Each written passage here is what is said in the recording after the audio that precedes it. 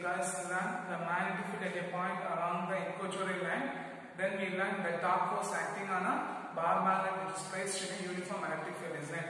So further, the magnetic field placed at a point along the equatorial line, what's the final expression you get? B vector is equal to what is that?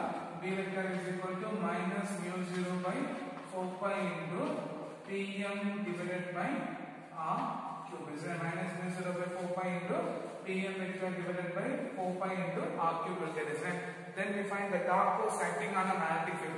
So what's the final expression we get? When a torque force will be when a bar magnet will be placed in a uniform magnetic field, they experiencing a torque force because either the force will be acting on the equal and opposite direction, so they experiencing a torque force. So the torque force experienced on what is that? The torque force experienced on a bar magnet when it is placed in a uniform magnetic field. The torque tau is equal to what you get? Pm d into sin theta. If you write the vector form, what we get? Tau is equal to Pm vector plus B vector. Clear? Clear.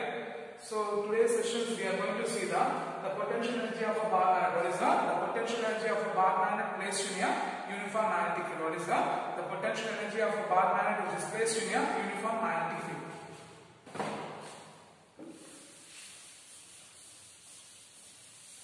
So consider a bar magnet. What is that? Consider a bar magnet having a magnetic dipole moment Pm. Having a magnetic dipole moment Pm, which is placed in a uniform magnetic field. It is placed in a uniform magnetic field at an angle of theta. So what's the first point? Consider a bar magnet having a magnetic dipole moment Pm placed in a uniform magnetic field. At an angle of theta. So the torque force experienced on a bar magnet at the angle theta. What is that? The torque force experienced on a bar magnet due to the magnetic field P. So the torque force will be experienced on a bar magnet due to the magnetic field P. Tau is equal to Bmd into sin theta. Equation number 1. So what's the point? We say is that we considering a bar magnet having a magnetic dipole moment Pm which is placed in a uniform magnetic field P at the angle of theta. So the torque force experienced on a bar magnet due to the magnetic field P, tau is equal to Pmd into sin theta. So what happened there? The torque force will be experienced, they tend to align the direction of magnetic field, isn't it?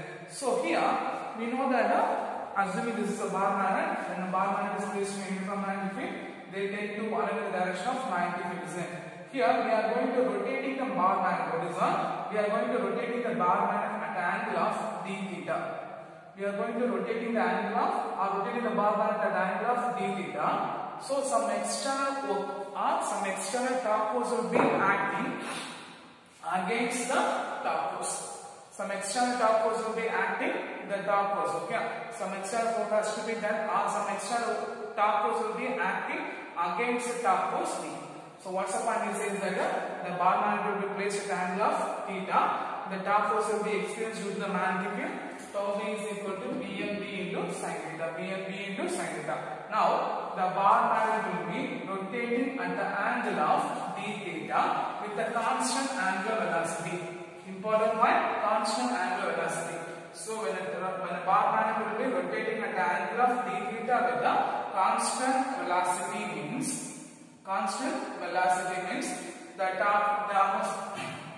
the small amount of the torque external force is some external torque force will be acting on a bar magnet.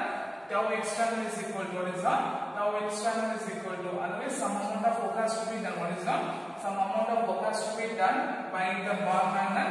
dW is equal to tau external into d theta.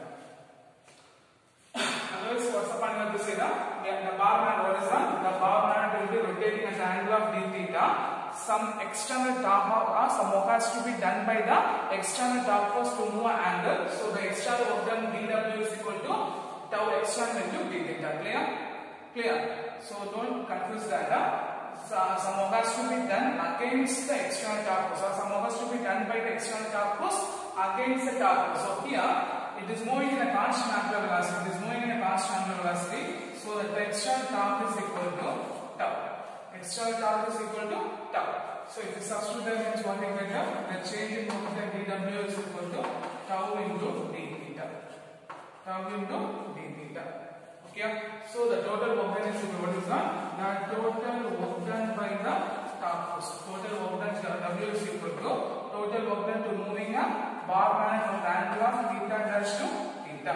Total work done to moving a bar magnet from the angle of theta dash to theta is equal to integral of theta dash to theta dW. Integral of theta dash to theta dW. Okay. So if you substitute that here means what we get, W is equal to integral of theta dash to theta. What's the left tau being given by the PMB into sin theta d theta. PMB into sin theta d theta. From angle of theta dash to theta. From here, if I take the PMB will be constant term, we take an answer integral of theta to theta dash, theta dash to theta sin theta d theta. Right, so what's the integral form of sin theta? What's the integral form of sin theta? Minus cos theta. So if you substitute what we get, PMB into minus cos theta from the limit theta dash to theta. So you have to substitute the upper limit minus lower limit, isn't it? So if you substitute the upper limit minus lower limit means what you get, PMB. So minus of PMB into cos theta minus minus plus PMB into cos theta dash. So here the work done will be stored in the potential energy. What is that? The work done will be stored as what is that? The work done by the bar magnet will be stored as a potential energy in a bar magnet. So it will be represented. The work done will be represented by potential energy U minus of PMB into cos theta plus PMB into cos theta dash. PMB into cos theta dash. For reference point, what is that? For reference point, we take as the theta dash is equal to 90 degree. For reference point, the theta dash is equal to 90 degree means what we get, the cos 90 degree is equal to 0. So U is equal to, the potential U is equal to minus PMB into cos theta. Okay. So if you write the vector form is what we get, U is equal to minus PM dot minus PM vector dot d vector. Minus PM vector dot d vector. Clear? So what are the point here we say is that we considering a bar magnet, we are assuming a bar magnet. What is that? We are assuming a bar magnet, considering bar magnet placed in a uniform magnetic field.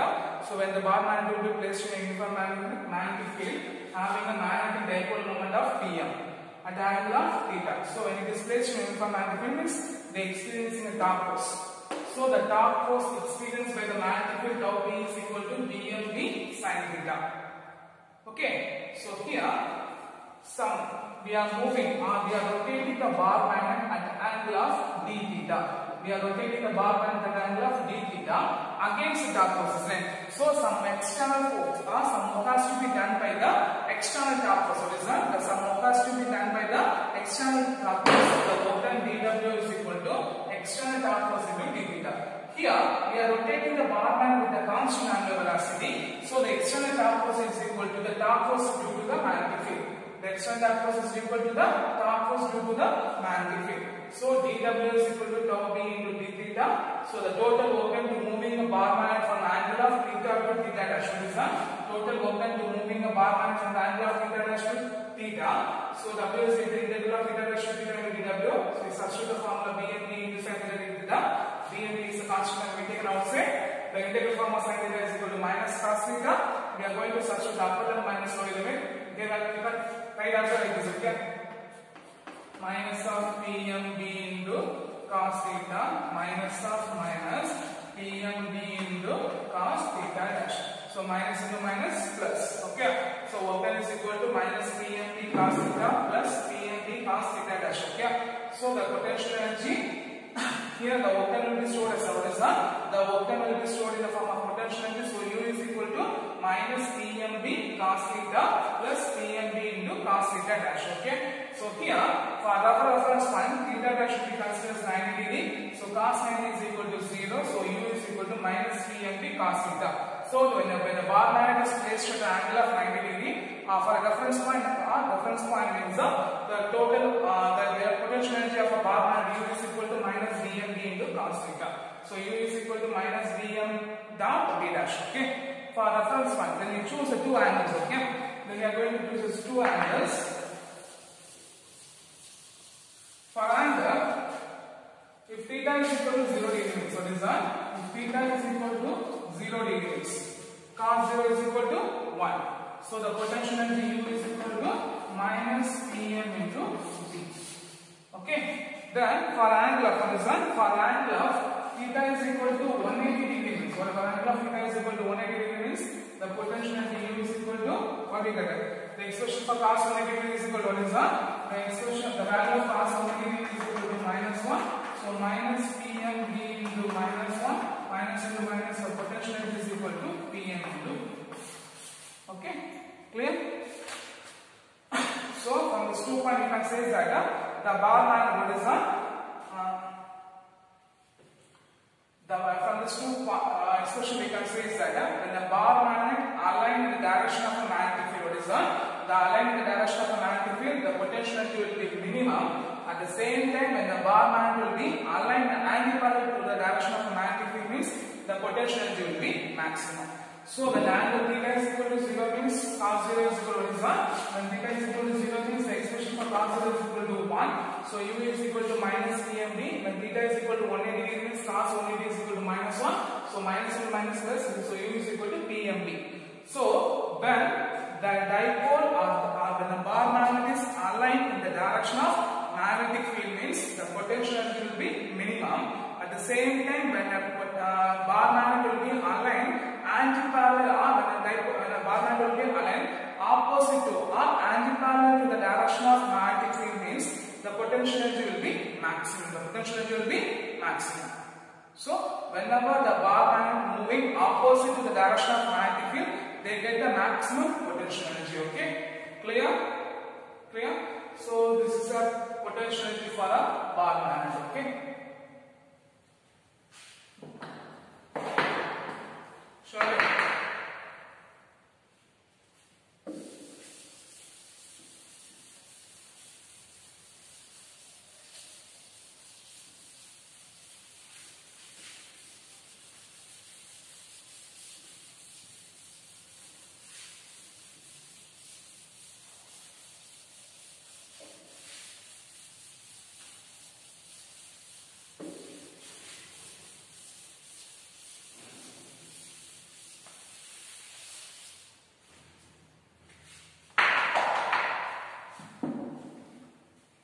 Next one is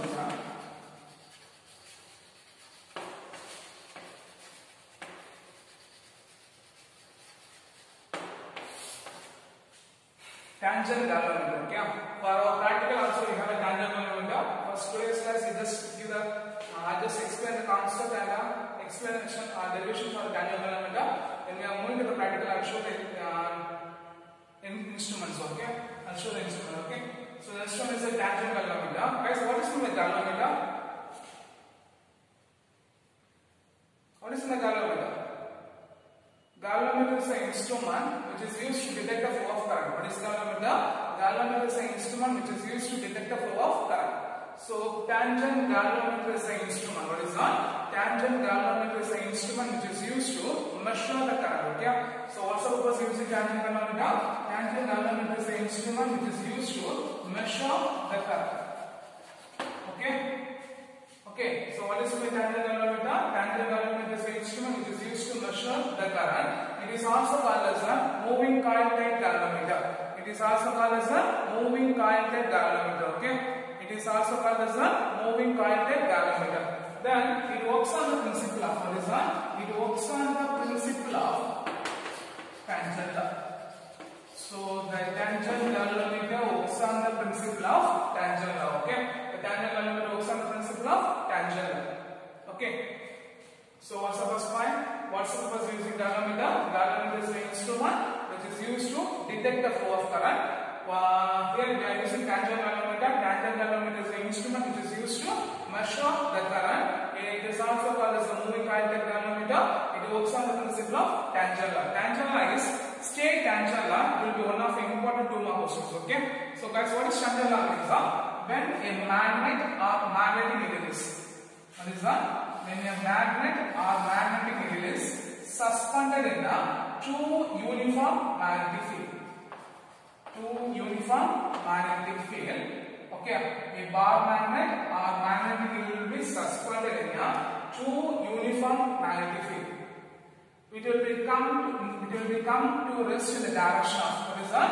It will become to rest in the direction of a resultant of a two field. It will become to rest in the direction of a resultant of a two fields. So we take a two magnetic field. One is the magnetic field produced by the current, other is the horizontal component of electromagnetic field. So they are classified, they are perpendicular to each other. When the bar magnet or magnet will be suspended means it will come to the rest in the direction of, or it will become to rest in the resultant of a resultant to the direction of a two magnetic field. That's called as a tangent law. So what is tangent law? Tangent law says that when a bar magnet or a magnet or magnetic needle will be freely suspended in a two cross magnetic fields. Two cross magnetic field will come to rest in the direction of, what is that? Will come to rest in the direction of resultant of a two fields. Will come to rest in the direction of resultant of two fields. Okay.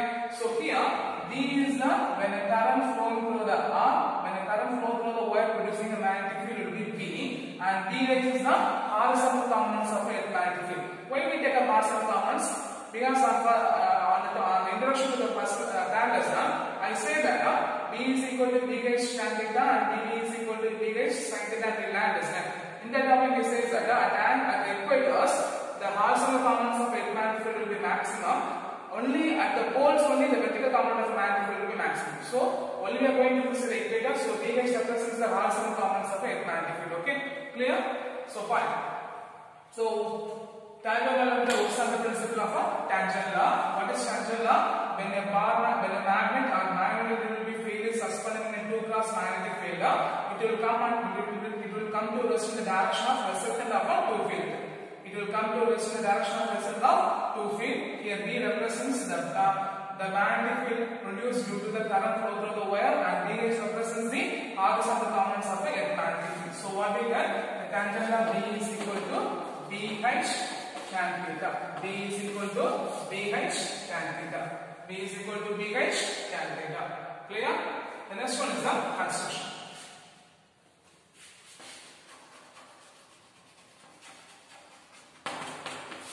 Okay, construction. It consists of, what is that? The tangent will consist of a copper coil of wire. What is that? The tangent will consist of a copper coil of wire wounded over a non-metallic frame. Okay, wounded over a non-metallic frame.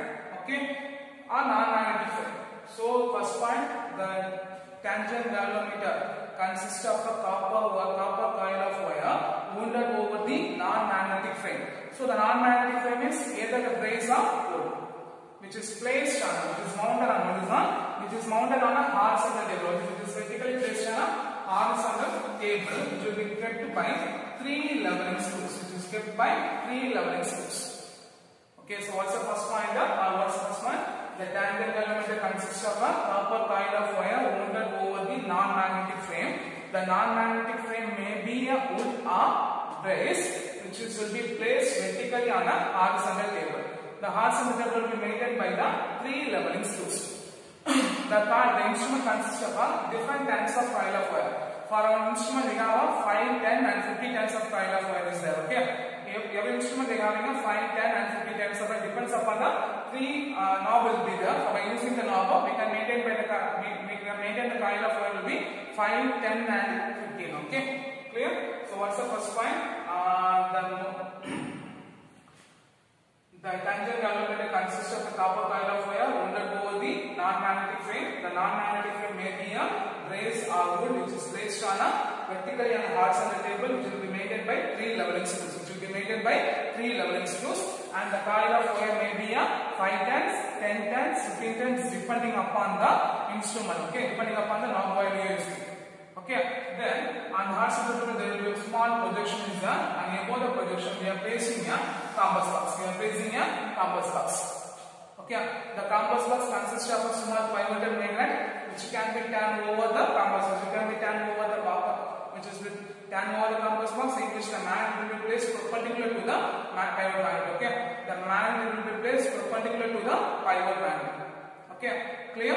So the magnet will be radiated over the scale, having a 4 radiants, what is that? Having a 4 quadrants, and it will be radiated over the whole compass box. Okay, clear? So these are the construction part of the tandem galvanometer. So what's tandem galvanometer? The tandem galvanometer consists of a copper wire mounted over the non-magnetic frame. The non-magnetic frame may be a brace or wood, and it will be placed on a horizontal table, which is placed on a horizontal table with 3 leveling screws, and each circuit consists of each tandem galvanometer consists of a different types of coil of wire having a 5, 10 and 15 types of wire. Then there is a small projection on a horizontal table in which the compass box will be fixed. The compass box consists of a small pivoted magnet in which the aluminum point will be placed perpendicular to the aluminum point is placed perpendicular to the pivot magnet. Okay, and most important point, the pivot magnet the magnet will be always parallel to the coil of wire. Okay, the plane of a coil of wire will be always parallel to the pivot magnet or the magnet needle. Okay, these are the construction part. Okay, now when a current flows through the coil, what happens there? They are producing a magnetic field, isn't it? So when the magnetic field produces this, the magnet will be deflected. So this will be a theory part. So say the theory part, theory of the expression part. Okay, so what's the point means? When there will be no current flow through the coil, what is that? When there will be no current flow through the coil, the compass box, the magnet will be aligned in the direction of what is that? The magnet will be aligned in the direction of plane of a coil.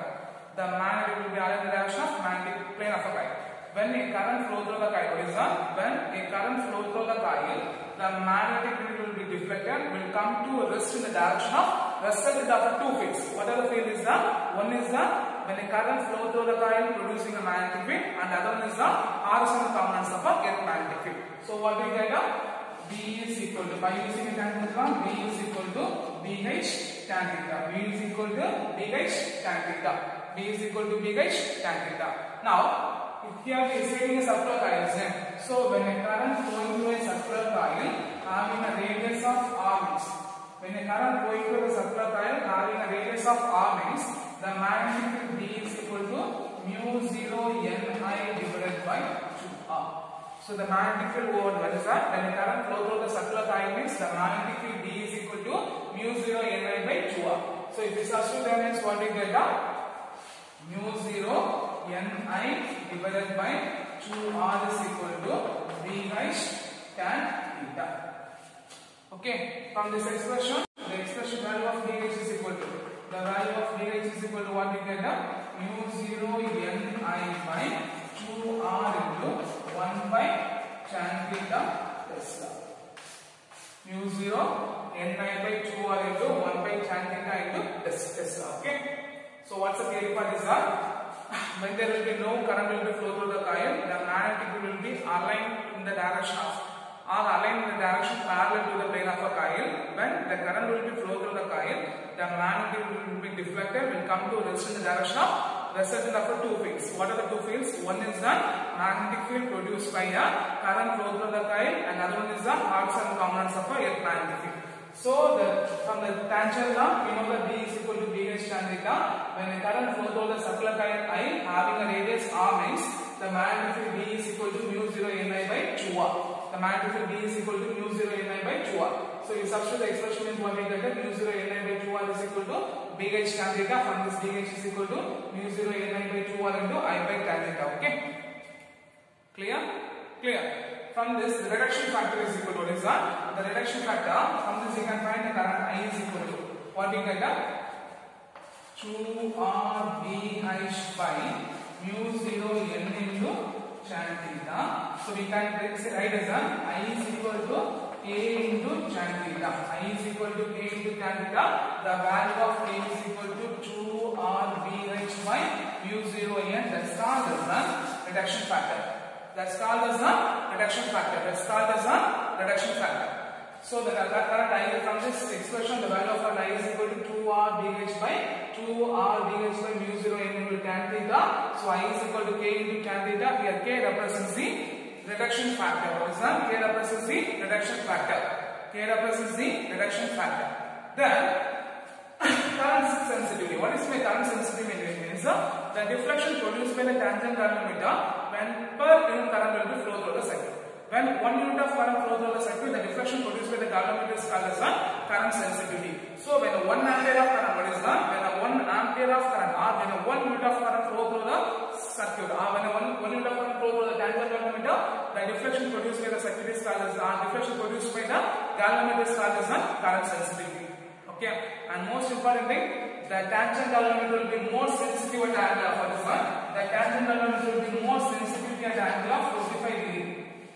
Okay, the tangent galvanometer will be more sensitive at the angle of 45 degree, and the magnetic will be always lie in the angle of what is one. The magnetic needle will be always lie in the angle of, or the lies between the angle of 30 degree to what is one, 30 degree to 60 degree. What is one? The tangent galvanometer will be always the angle lie between the 30 degree to 60 degree. Okay, so what are the important points is that first one is the reduction factor I is equal to k into tan theta. The value of expression k is equal to 2r/h by mu 0 n. That's called as the reduction factor. Second one, current sensitivity. What is meant by current sensitivity? When a 1 unit of current flow through the circuit, the deflection produced by the tangent galvanometer is called as the current sensitivity. And third one is the deflection of the tangent galvanometer will be more sensitive at the angle of 45 degree, and the angle should be lies between 30 degree to 60 degree. 30 degree to 60 degree. Okay, clear? Then first, and then what are the precautions you are using tangent galvanometer? What are the precautions we are using tangent galvanometer? First point, all the magnetic substance, all the nearby magnetic and magnetic will be move away from the tangent galvanometer. Okay, all the magnetic and magnetic material should be move away from the tangent galvanometer. Second point, by using a split lamp, what is one? By using a split lamp, we have to maintain a vertical table. By using a 3 level screws, okay. By using a split lamp, we have to maintain the constant level because when it will be deformed, means the compass box also deform, so the angle should be deflected. And third point, the plane of a coil should be always parallel to the magnetic needle. What is one? The plane of a coil should be parallel to the what is one? The plane of a coil will be always aligned in the direction of parallel to the magnetic needle. Okay. Okay. Then fourth point, the compass bar should be placed at the angle of what is one? The compass bar should be placed at the angle of 0, 0. The compass bar should be placed at the angle of 0, 0. Clear? Clear. So what are the 4 precautions you have to take now when you use tangent galvanometer? First point, all the magnetic material and magnetic resistance should be taken away from the tangent galvanometer. Second part, by using a split lamp, you have to maintain the heart center table. Okay. What is that? By using a split lamp, by using a split level, you have to maintain the horizontal table. And third point, the plane of a coil should be parallel to the what is one? The plane of a coil should be parallel to the magnetic compass. Then fourth point, the magnetic compass should be placed in angle 0, 0. Okay. So these are the important parts of a tangent galvanometer. Okay. So shall we go for one time? So what is tangent galvanometer? It's a tangent galvanometer is an instrument which is used to measure current. Okay. It is also, so what's the principle is that it works on the principle of tangent law. So what is tangent law? When a magnet or a magnetic field is suspended, what is that? When a magnet or a magnetic field is suspended, it will come to rest in the direction of the section of 2 fields. What are the 2 fields? One is the field produced when a current will be flow through the wire. Other one is the horizontal components of a electromagnetic field. So what are the construction part? It consists of a copper coil of wire wound over the non-magnetic frame. The non-magnetic frame may be a brace or a wood, and in which it should be the circular coil of wire will be mounted on a horizontal table which will be maintained by 3 leveling screws, and there will be a small projection over the horizontal table in which the compass box will be fixed. The compass box consists of a small pivoted magnet which will be aligned parallel to the coil and having a compass box which will be having a 4 target which will move over the gradient over the scales. Then theory, when there will be no current flow through the coil, the magnetic compass will be aligned parallel to the plane of a coil. When the current will be flow through the coil, it will be deflected. So deflected by the 2 fields. What are the fields? One is the current flow through the coil of wire. Other one is the horizontal components of a magnetic field. So we take a coil of wire having a current I. having a current I, having a radius R and a current will flow through the coil of wire, the magnetic field B is equal to mu 0 Ni by 2R. So we substitute that from this the Hartson components of magnetic field BH is equal to mu 0 Ni by 2R into I by tan theta. Okay, from this the reduction factor I is equal to K into tan theta, the expression for K is equal to 2R BH by mu 0 into N. Then next one is the current sensitivity. The galvanometer will be sensitive to the angle of what is the galvanometer will be sensitive to the angle of 45 degree and the angle should be lies between the 30 degree to 60 degree. So what are the precautions taken while we are using a tangent galvanometer? We are using the 4 precautions. First one is all the magnetic and magnetic sections should be, all magnetic material should be moved away from the tangent galvanometer. Second point, using a split lever to maintain the hard center level of a hard center paper. And third one is the plane of the coil should be parallel to what is the plane of the coil should be parallel to the magnetic pivotal magnet. And fourth point, the magnetic combo should be aligned in the direction of the magnetic combo should be aligned in the direction of 0 0 or 0 0. Okay, clear? Clear. So this will be one of important 5 mark questions, and they ask the question straight tangent will be one of important 2 mark questions. Okay, straight tangent will be one of important 2 mark questions. Clear?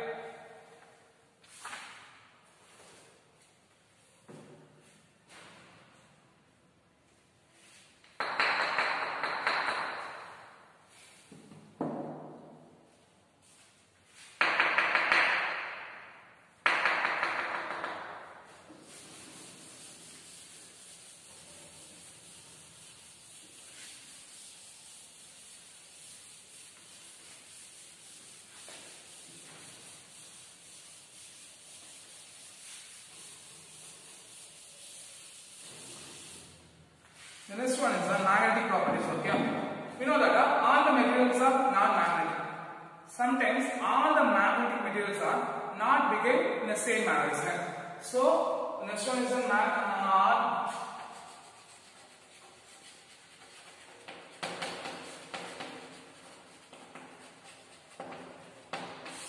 we know that all the materials are non-magnetic. In the same time, all the magnetic materials will be act not proper in the same way.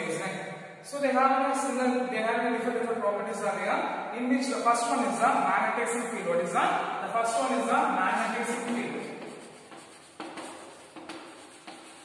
The magnetizing field, what is that? The magnetizing field is used to magnetizing a sample. What is that? Which is used to, the field which is used to magnetizing a sample, that's called as the magnetizing field. Okay. So what is magnetizing field? The magnetizing field, the field which is used to, or the magnetic field which is used to magnetizing a sample. What is that? The magnetic field which is used to magnetizing a sample, that's called as the magnetizing field. Okay. So the magnetic field which is used to magnetizing a sample, that's called as the magnetizing field. Okay. So what is magnetizing field? The magnetizing field is defined as the magnetic field which is used to magnetizing a specimen. What is that? Or magnetizing a sample, that's called as the magnetizing field. And second one is the magnetic permeability. What is that? Magnetic permeability.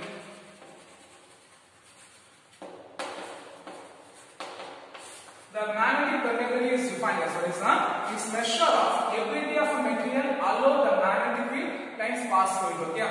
Magnetic permeability is defined as ability of a material. What is that? The ability of a material to allow the magnetic field and pass through it. For example, this is taking a specimen. How much of magnetic field and passing through the specimen? That ability is called as a permeability. Or the capacity of a substance. What is that? The capacity of a substance in which the magnetization of a substance, the degree of penetration passes through the substance. The capacity of a specimen in which the degree of penetration of magnetic field passes through the substance, that is called as a magnetic permeability. That's called as a magnetic permeability. Okay. So what is magnetic permeability? It's a measure of the ability of a substance in which the magnetic field passes through it. Otherwise, the degree of penetration of magnetic field passes through it. That's called as a magnetic permeability. That's called as a magnetic permeability. In which, so one more thing you have to learn, relative permeability. Okay. What is that? The relative permeability. The relative permeability is defined as what is that? The relative permeability is defined as the permeability in a medium. What is that? The ratio of absolute permeability in a medium to the absolute permeability in a free space. So what is relative permeability? The relative permeability is defined as the ratio of absolute permeability in a medium to the permeability in a free field stays. So 1, 2, 3 questions here. So what's the question? Magnetizing field.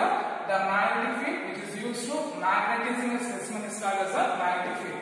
What is magnetic permeability? The magnetic permeability is defined as the ability of a material although the magnetic field passes through it, or the degree of capacity of a substance in which the magnetic field will be passes through it. Otherwise, the degree of penetration of magnetic field passes through the specimen, that's called as the magnetic permeability.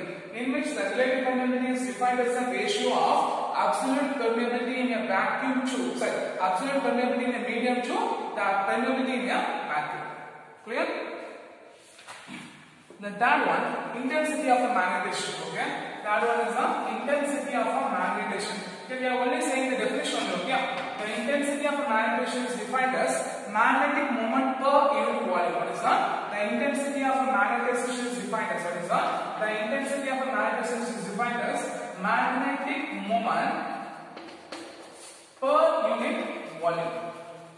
Per unit volume. Okay, that's called as the intensity of a magnetization is defined as what is that? The intensity of a magnetization is defined as the magnetic moment per unit volume. What is that? The magnetic moment per unit volume. That's called as the intensity of a magnetization. In which the intensity of a bar magnet is defined as what is that? The intensity of a bar magnet is defined as pole strength per unit volume. That's called as the intensity of a magnetization. Okay, so what is the intensity of a magnetization? The intensity of a magnetization is defined as the ratio of magnetic moment per unit volume, or the intensity of a magnetization of bar magnet is defined as the ratio of pole strength per unit volume. Pole strength per unit volume. The next one is the magnetic induction.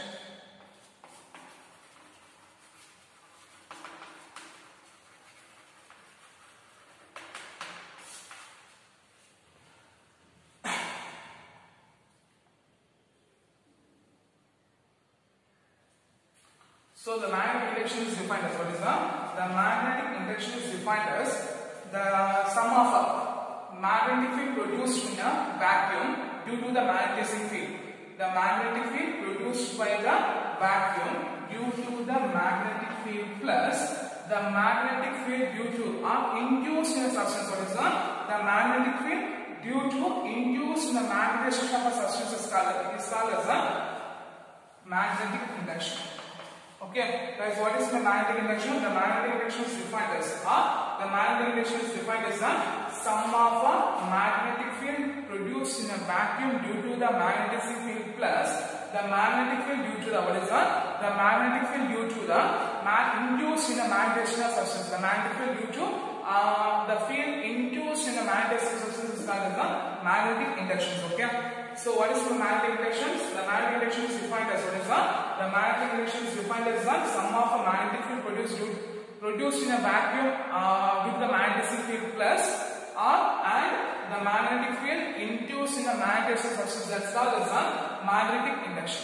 The last one, magnetic susceptibility. The magnetic susceptibility is defined as the ratio of what is the ratio of the magnetic susceptibility is defined as the ratio of a magnetic field induced in a magnetization of substance. The ratio of a magnetizing field induced in a magnetization of substance, that's called as a magnetic susceptibility. Okay, so these are the five properties of a magnet.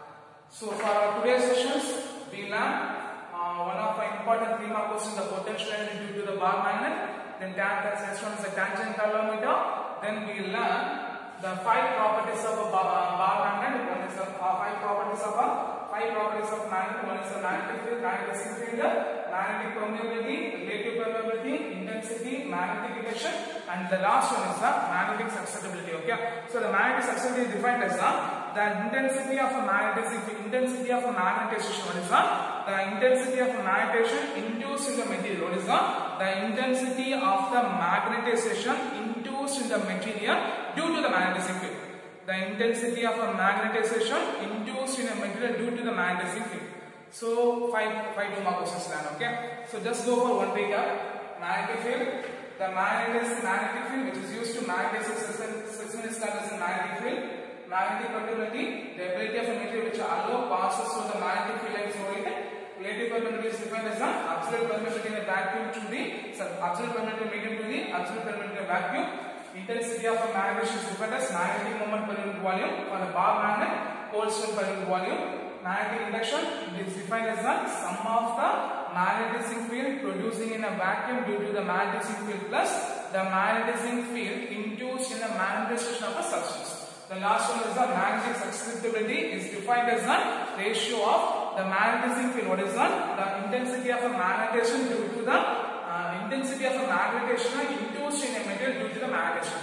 Intensity of a magnetization due to the material in a intensity of magnetization in the metal due to the magnetization. Okay, magnetizing field. So 2 mark question potential energy, then 5 mark question tangent colorimeter. There are some 2 mark questions in tangent law, then 5 2 mark questions. Okay, from this topic you can expect one important 2 mark questions. Okay, clear? So you should be learn very clear guys. Thank you.